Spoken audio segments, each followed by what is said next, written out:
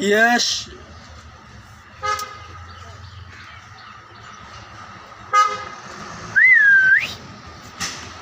यश प्रभु है। यश परमेश्वर का पुत्र है। यश प्रभु है। यश परमेश्वर का पुत्र है। हे जाति जाति के लोगों, यहोवा राजा हुआ।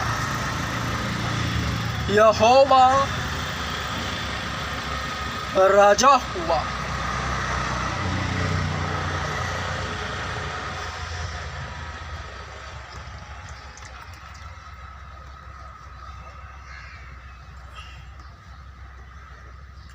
स्वर्ग का राज्य निकट आ गया है। मैंने कहा स्वर्ग का राज्य निकट आ गया है। इसे भली बात याद रखना।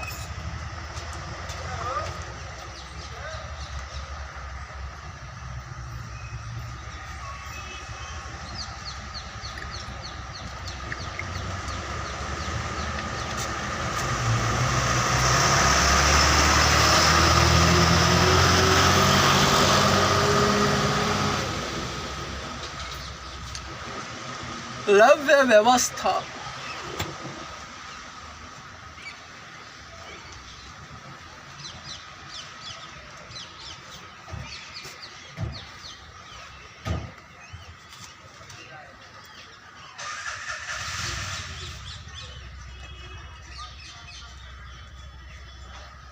लव्य व्यवस्था अध्याय 19 वचन 5 से 8 तक।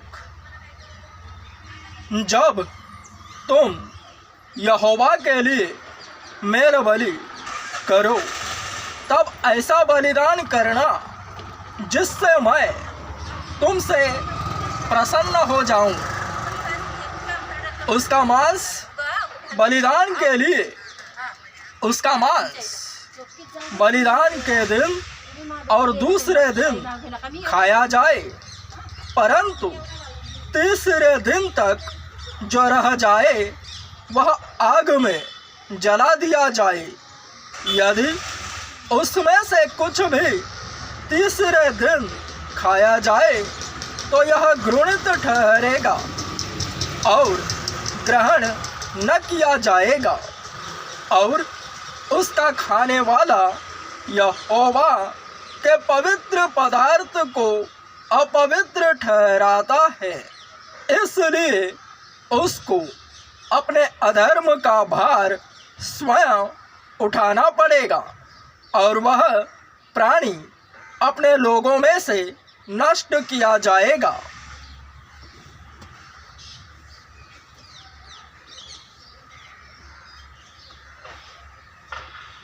पवित्रता और आचरण के यह नियमों से एक नियम है। पवित्रता और आचरण के नियमों में से लिया गया एवं दिया गया यह एक नियम है।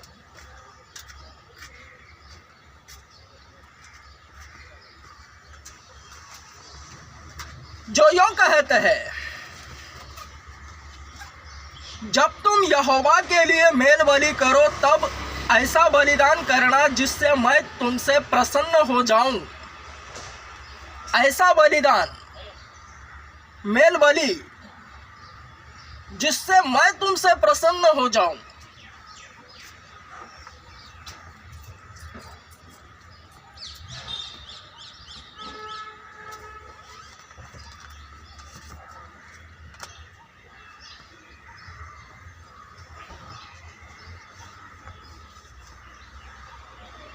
कैसे?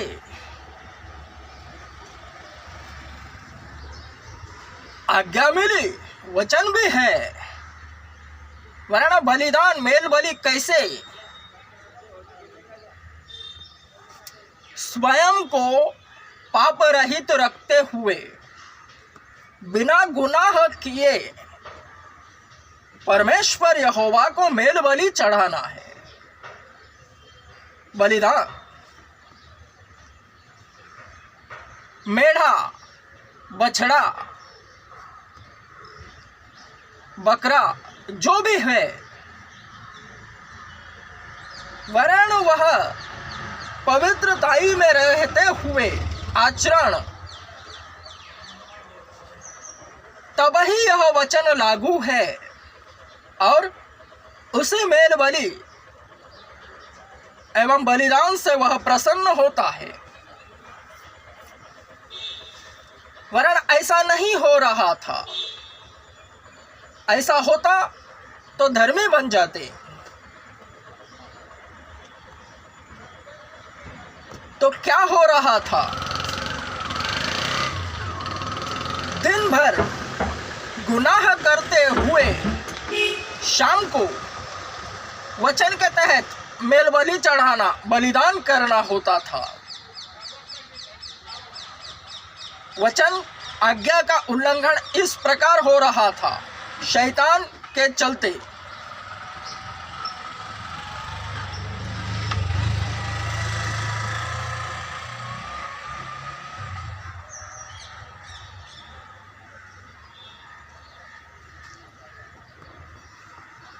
सप्ताह में जब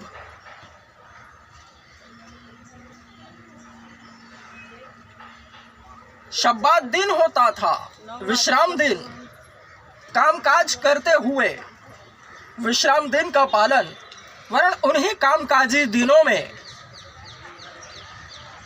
गुनाह करते हुए अर्थात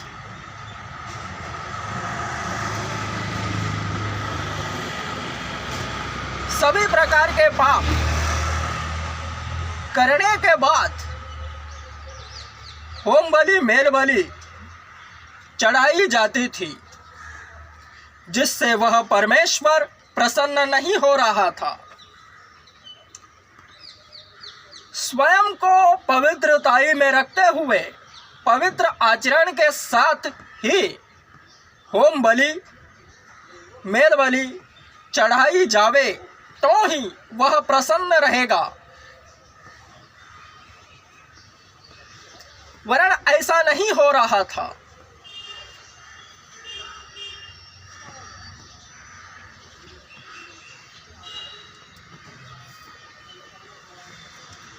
वचन के तहत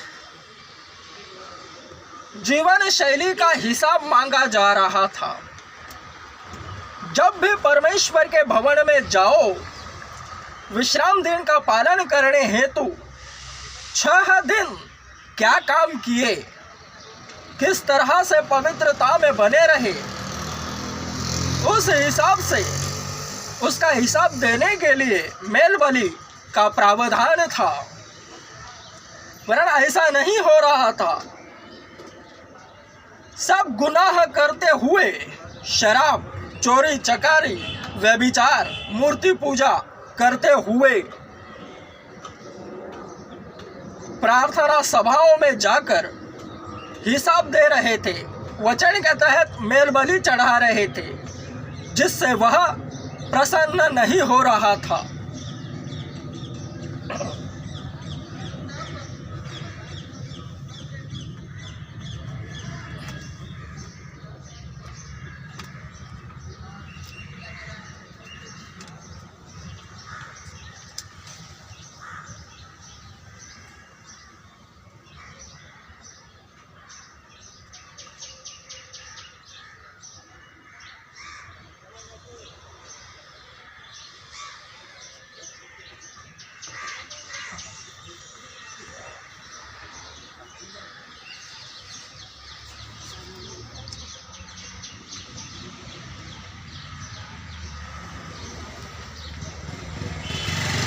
यशायाह अध्याय 1 वचन 11, यहोवा यह कहता है, तुम्हारे बहुत से मेल बलि मेरे किस काम के हैं? मैं तो मेढ़ों के होम बलियों से और पाले हुए पशुओं की चर्बी से अघा गया हूँ। मैं बछड़ों या भेड़ के बच्चों या बकरों के लहू से प्रसन्न नहीं होता। यह तो मेल बलि होम बलि किस तरह से होती है उसके हिसाब से है, वरन गुनाह करके उसके प्रार्थना भवन में उसके भवन में जाकर वचन के तहत होम बलि अगर चढ़ाए तो उससे वह प्रसन्न नहीं हो रहा था। तो यह बढ़ता गया। यह आज्ञा तो पवित्रता और आचरण के नियम को दर्शित करता है, वरन इसका उल्लंघन होता गया। जिन्हें यह आज्ञा मिली थी वे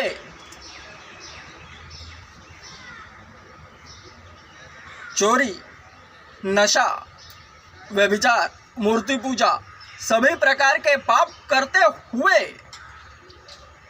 उसे होम बलि, पशु बलि, मेल बलि चढ़ा रहे थे, बलिदान कर रहे थे प्राणियों का, ताकि वह प्रसन्न हो सके, वरन वह उनसे अघा गया था, उससे प्रसन्न नहीं हो रहा था।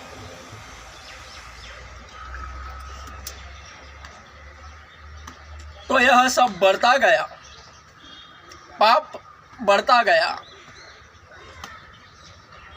तो उसने इसी आज्ञा को, इसी वचन को ठीक से समझाने के लिए वह स्वयं अवतरित हुआ। जब पाप बढ़ गया तब मसीहा आता है। जब गुनाह बढ़ते हैं पृथ्वी पर तब मसीहा अवतरित होता है। यूहन्ना 3:16 के तहत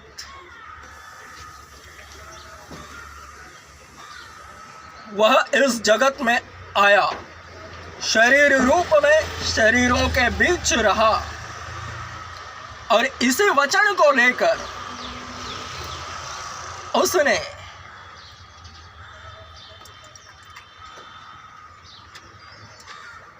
अपना भेद प्रकट कराया। अर्थात उसने स्वयं पवित्र रहते हुए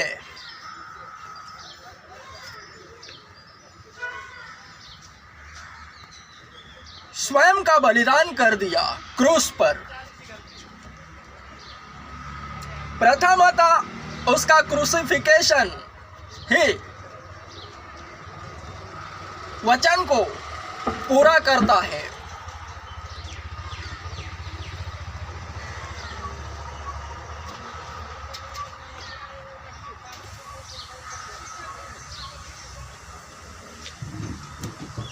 तो उसके आने के बाद, प्रभु यीशु मसीह आने के बाद उस पर विश्वास रखने वाले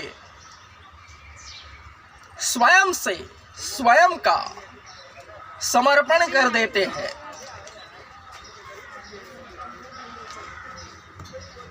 समर्पित जीवन ही वचन को पूर्णत्व प्राप्त कराता है।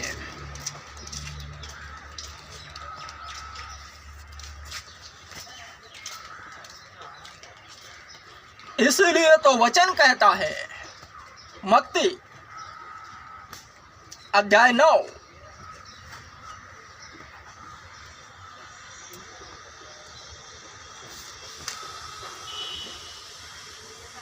वचन 13,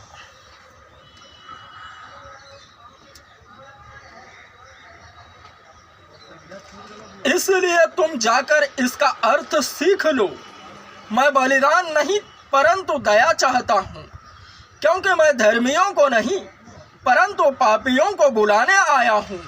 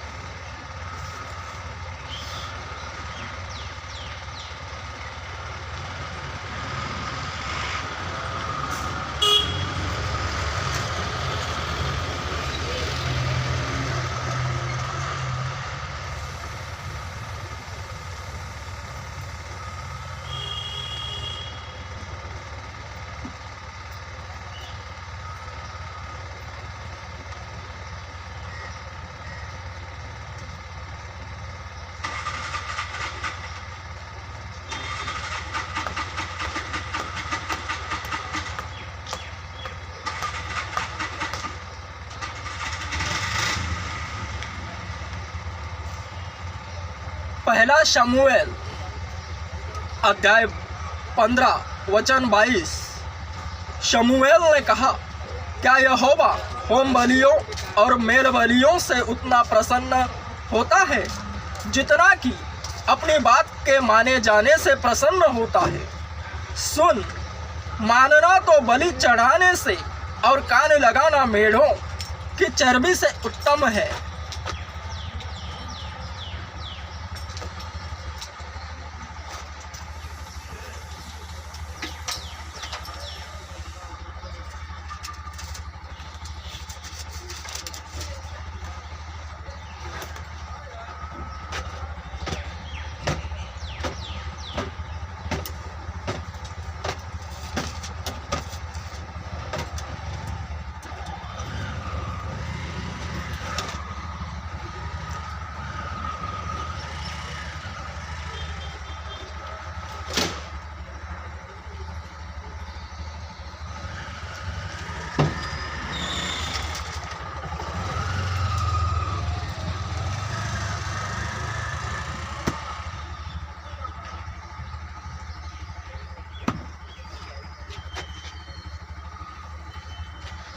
मौली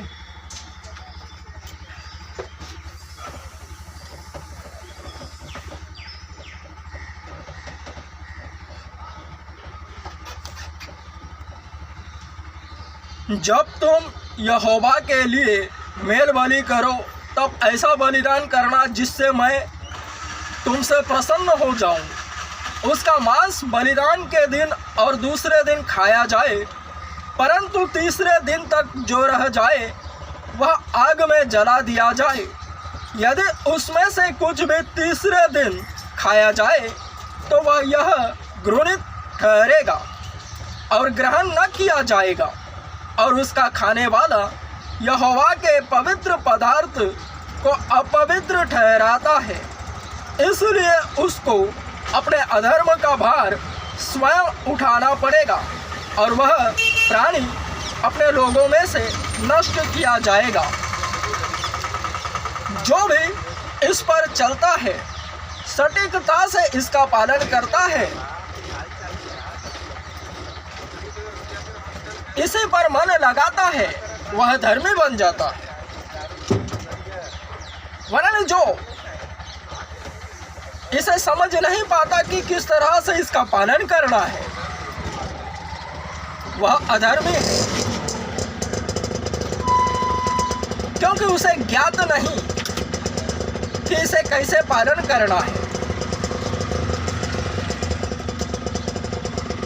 इसलिए मत्ती 9:13 यह कहता है, इसलिए तुम जाकर इसका अर्थ सीख लो। मैं बलिदान नहीं परंतु दया चाहता हूँ, क्योंकि मैं धर्मियों को नहीं परंतु पापियों को बुलाने आया हूँ।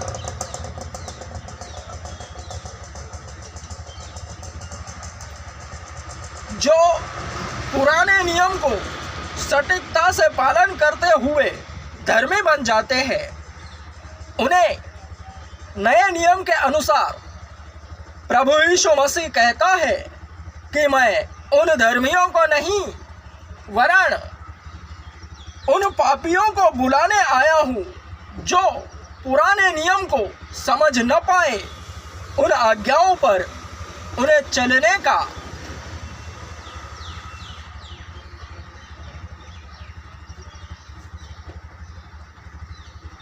मालूमात नहीं कि किस तरह से चलना है, किस तरह से उन आज्ञाओं को पालन करना है।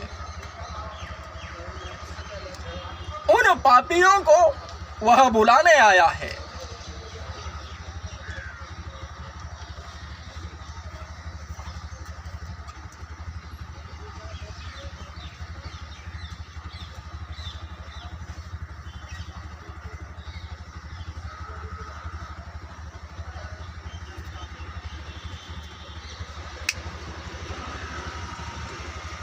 Amen.